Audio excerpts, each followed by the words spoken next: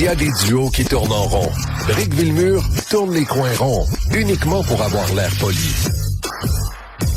Karima, t'as vu passer ce qui trame à New York. Il y a il va y avoir une bataille juridique qui va être assez spectaculaire là entre le maire Zoran Mamdani qui en tout cas, il a bien des défauts, mais il a peur de rien. Il veut se battre contre Amazon parce qu'Amazon, on le sait, c'est la même chose ici. Puis on peut même parler d'Uber, c'est le même principe.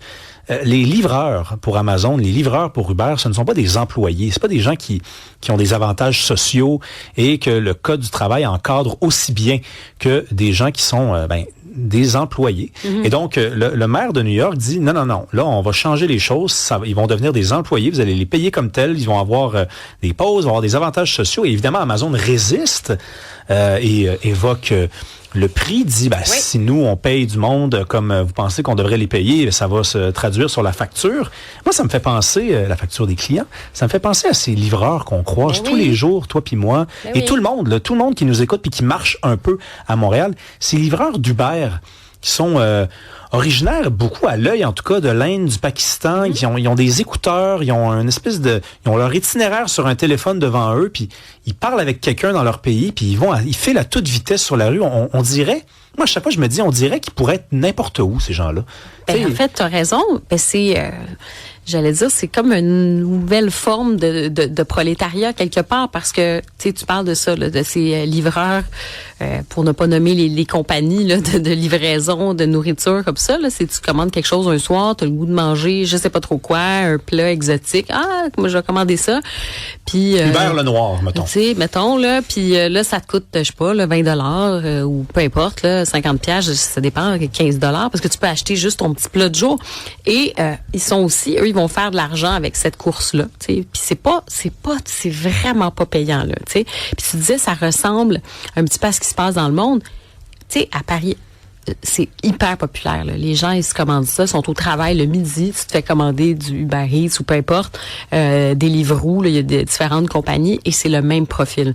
Puis tu sais, quand on dit des fois sur des travailleurs étrangers, sur ces flux migratoires et tout ça, sur les migrations économiques, tu sais, c'est un fléau aussi de dire que c'est des emplois dont on a toujours besoin. Pourquoi? Parce que, justement, c'est pas très payant. C'est pas tout le monde qui veut faire ça. Ça a quand même des risques, là. Tu déambules dans la rue sur soit ton vélo, soit sur une petite moto, un scooter. Puis là, ils vont vite parce que, tu sais, c'est à la course, là. Tu veux en faire beaucoup pour avoir ton, je sais pas, là, ton 1 pièce pour ta commande ou ton $2. Je sais pas, dépendamment là, du pourcentage et combien ils sont payés. Mais donc c'est ça. Donc ils en font beaucoup et il y a pas d'interaction véritable. Tu sais, c'est vraiment, ils sont dans leur bulle. Puis c'est quand je te dis que c'est une forme de nouveau prolétariat. Donc on importe, puis je le dis crûment, là, on importe finalement du monde comme ça pour faire ce genre de job-là, pour que nous, on puisse mettre nos pieds sur la table puis manger notre pâte de taille. C'est un peu ça qui se passe. C'est là. En plein ça. Ils déposent le sac devant chez vous, puis là, après, eux autres, ils écrivent sur leur téléphone que c'est fait. Toi, tu ouvres la porte.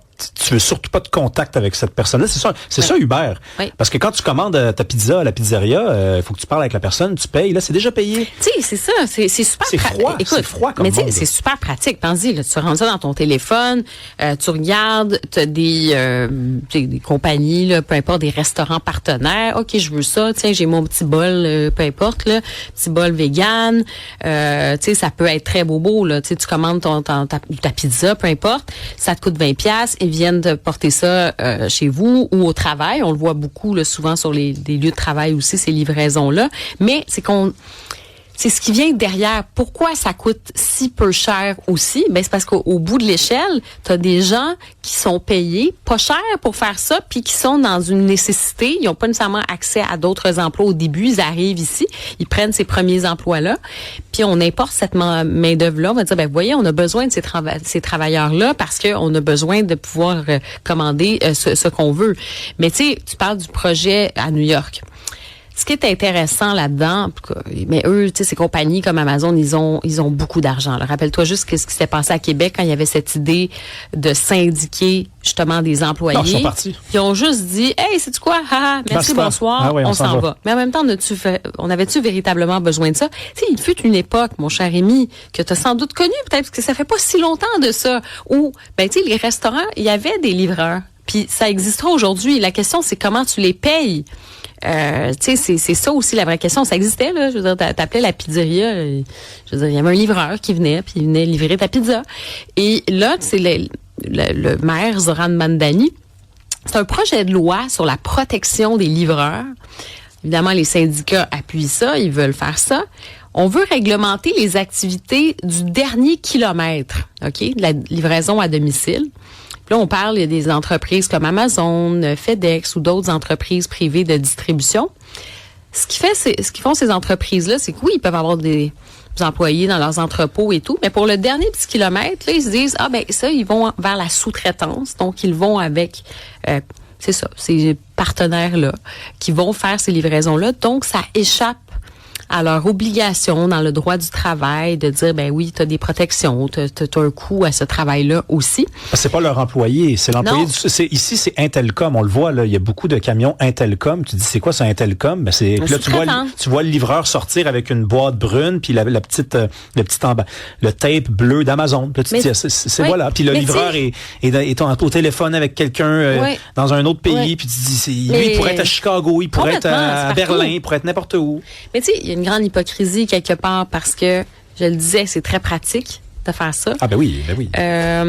Après ça, tu sais, les gens seraient-ils prêts à payer plus pour leur livraison de pâtes de taille ou peut-être que là, eux, ils iraient chercher ça au restaurant à 4 rues, là. Non. 4 rues plus loin, ils iraient peut-être eux-mêmes, là, puis ils iraient prendre une marche où ils prendraient, tu vois ce que je veux dire, où tu te feras manger. Ou peut-être tu irais au restaurant, peut-être à la place. Ou ça serait comme le bon vieux temps. Tu as des livreurs, mais tu vas payer pour ça aussi. Non. Donc, il y a une grande hypocrisie, tu sais, on va se dire. Puis la réalité, c'est ça, là, c'est que la majorité de ces personnes-là, ce sont des personnes, tu sais, issues de l'immigration. Des fois, c'est des statuts, souvent même, en Europe, t'en as, c'est des personnes qui ont des statuts irréguliers, là, qui arrivent, tu sais, de façon irrégulière, même illégale, et qui font ça comme boulot. Donc, il y a une grande hypocrisie en disant, on est tellement, bienveillant, puis ouvrez les frontières, venez comme vous êtes, c'est pas grave, puis ensuite, on va commander notre petit bol du général Tao. Il y a quand même aussi des questions qu'on doit se poser individuellement et personnellement sur est-ce qu'on encourage ce modèle-là. Mais moi, je vais jamais oublier cette scène-là de toute ma vie. J'étais dans un appartement dans Hochelaga, il était minuit et ça sonnait à ma porte et j'ai ouvert la porte à minuit, un vendredi, et à mes pieds, il y avait une boîte de Uber. Donc, il y avait un sac, là, Uber, avec la facture dessus. Et j'ai regardé ce qui était écrit sur le coupon. Et c'était pas la bonne adresse, c'était quelqu'un, disons, pas loin de chez nous qui avait commandé ça. Et là, j'ai sonné à l'adresse et ça répondait pas. Ça, c'était minuit. Je me suis dit, la personne s'est peut-être endormie. Et à un moment donné, par curiosité, là, je suis resté 10 minutes à sonner. J'ai ouvert et c'était un beigne. La personne s'était commandé un beigne. C'est parce que on est rendu là, Karima, là. On sait pas, on se commande un repas, là. On se commande un beigne. Tu réalises-tu à quel point c'est ridicule, ce monde-là? On est en partie responsable de ça, c'est sûr. On va en parler avec Claude Gravel, qui est avocat spécialisé en droit du travail. Il est au bout du fil. Bonjour. Bonjour à vous deux. Bonjour. On va revenir à Amazon, à cette espèce de... c'est une bataille là, qui se dessine à New York.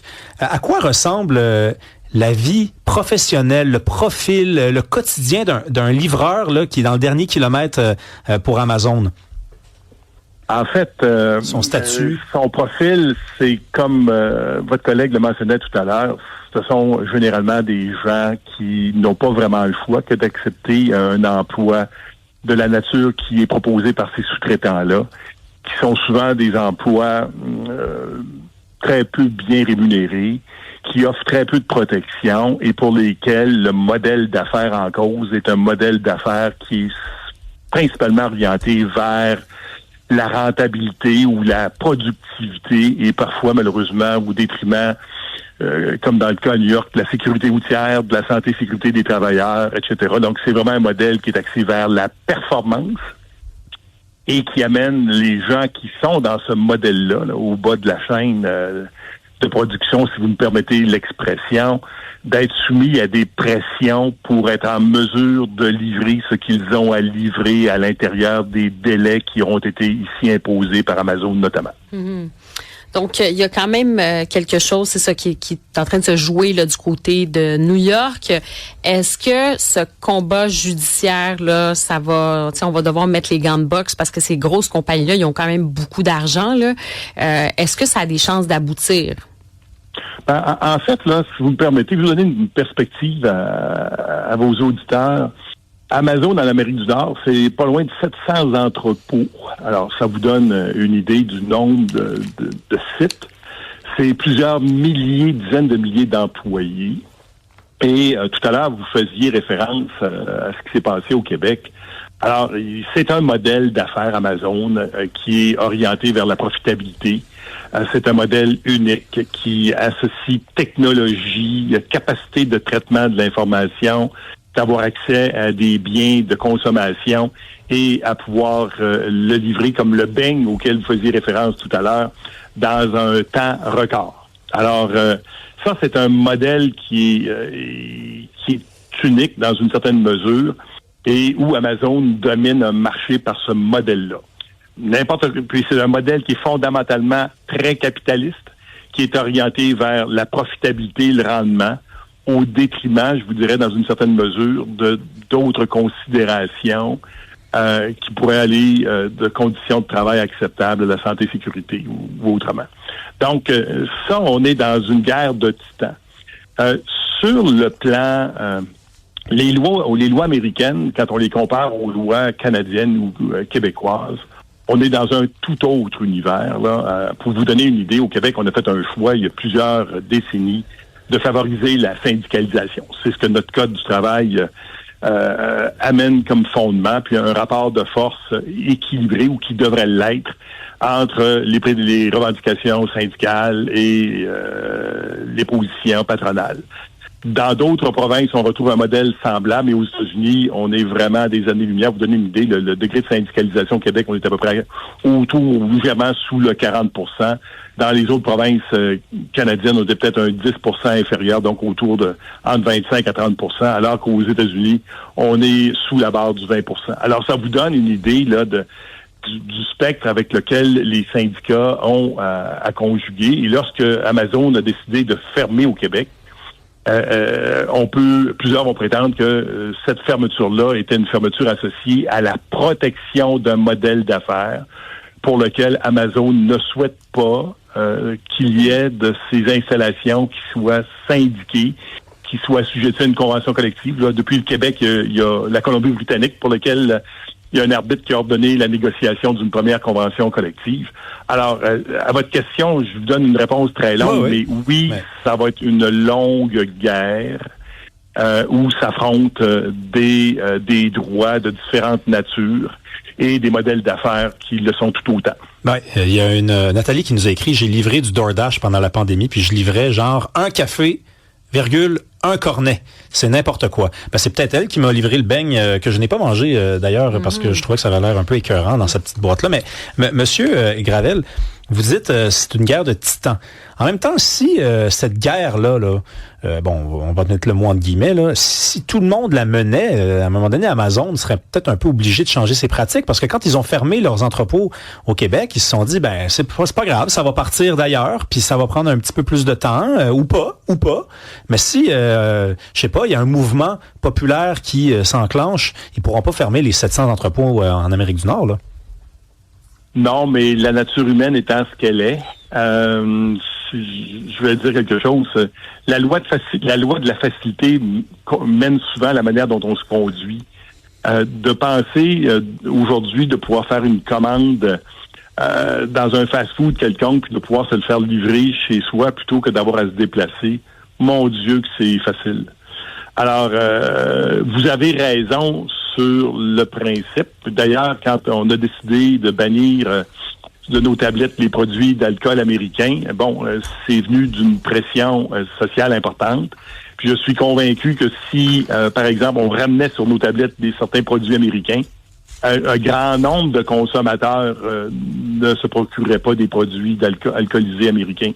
Maintenant, c'est une question de posture sociale et est-ce qu'on est prêt à aller à ce rendez-vous-là? J'ai pas la réponse à la question que vous me posez, là. Peut-être juste à titre comparatif, là, pour ceux qui font ça ici au Québec, est-ce que c'est à peu près le même scénario, c'est-à-dire c'est à peu près les mêmes conditions que ce qu'on voit là, du côté des États-Unis? C'est-à-dire que d'une part, la loi sur les normes du travail vient bien protéger le statut de salarié puis fixe quand même des normes minimales. Donc, c'est quelque chose que l'on a ici, que l'on ne retrouve pas un équivalent aux États-Unis. La deuxième chose sur laquelle il faut attirer votre attention, c'est sur la notion de sous-traitant. Alors, le modèle d'affaires d'Amazon, dans ce que j'en connais, c'est un modèle d'affaires où la plupart des sous-traitants sont dans un lien de dépendance exclusif. En d'autres termes, ils ne livrent que pour Amazon et rien d'autre. Donc, ce modèle d'affaires-là, ou ce lien de dépendance-là, rend le sous-traitant excessivement vulnérable aux volontés du donneur d'ouvrage. Je ne sais pas si je m'exprime bien, mais en d'autres termes, j'ai un seul client. En fait, le propre d'être entrepreneur, c'est qu'on assume nos risques de gains et de pertes. Donc, on a un certain contrôle sur la nature de nos activités qui nous permettent de croire que l'on peut générer plus de revenus, plus de profits. Puis si ça va mal dans le risque d'affaires que l'on prend, on va devoir assumer les risques de pertes qui viennent avec. Dans un modèle du genre Amazon, où la plupart des sous-traitants sont dans une relation exclusive de dépendance, vous comprendrez que dans un tel cas, si Amazon décide que on veut augmenter, réduire ou modifier certaines conditions financières de la relation d'affaires, ça met en évidence la vulnérabilité du sous-traitant par rapport à son donneur d'ouvrage. Mais dans ce cas-ci, c'est Amazon là, qui a le gros bout du bâton? C'est clair. Et c'est la raison. Vous savez, quand on a 600-700 entrepôts en Amérique du Nord, enfermer 8, enfermer 10, puis je le dis avec regret, ça n'a pas beaucoup de conséquences sur l'ensemble du modèle d'affaires. Merci beaucoup, Claude Gravel. Ça fait mal des fois se faire dire que c'est nous les responsables là-dedans. On peut pointer du doigt des méchants dans le ciel puis dire c'est lui. Non, c'est nous. C'est nous qui voulons notre beigne, les beignes. Merci beaucoup, Claude Gravel. Ça m'a fait plaisir. Bonne journée à vous deux. Bye bye. Au revoir.